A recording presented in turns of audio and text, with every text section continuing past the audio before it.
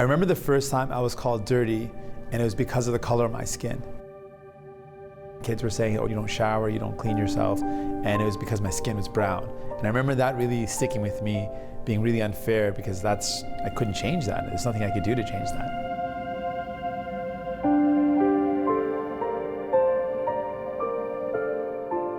People would come up to me and want to fight me because I look different, and pull off my turban and pull my hair. I had long hair, and just become very aggressive and confront me aggressively. So I'd had to defend myself. And how did it make you feel? Do you remember then what you felt like? It hurts. It makes you question yourself. Maybe there's something wrong with me.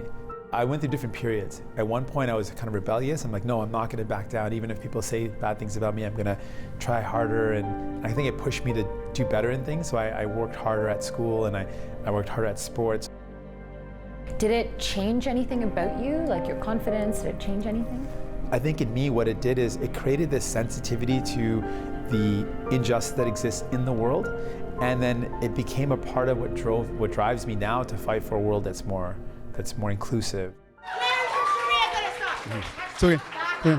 Back up, lady. Back up. So, When is your Sharia gonna end? No, I'm just thinking of that video that went viral after a woman confronted you. I mean, I think all of Canada's seen it now, but it's not like you encountered that a long time ago. You still encounter it in your day-to-day. Tell me about that moment. That moment really was interesting to me for a number of reasons. One, I remember someone asking me, well, did you prepare for that moment? And I said, no, I never prepared for it. I didn't expect that to happen. And they said, well, is that really true? I'm like, what do you mean? Of course it's true. I didn't prepare for that. They said, well, what about your whole life? Like, you've experienced things like this, I assume. And I thought for a second, you know what, you're right, actually. I love you all. These are things that happen. It's okay. It's no big deal.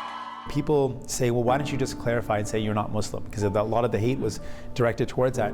And for me, it's never been right. For me, the answer has never been, I'm not Muslim. The answer for me has always been that hate is wrong. As a brown-skinned, turban-bearded man, that I faced things like this before. It's not a problem. We can deal with it. There's going to be other obstacles that we're going to face, and we're going to face them with what? With love and courage. There's an appetite to combat or to challenge hate with love and to build a more inclusive society. To me, that's what I felt so inspired by.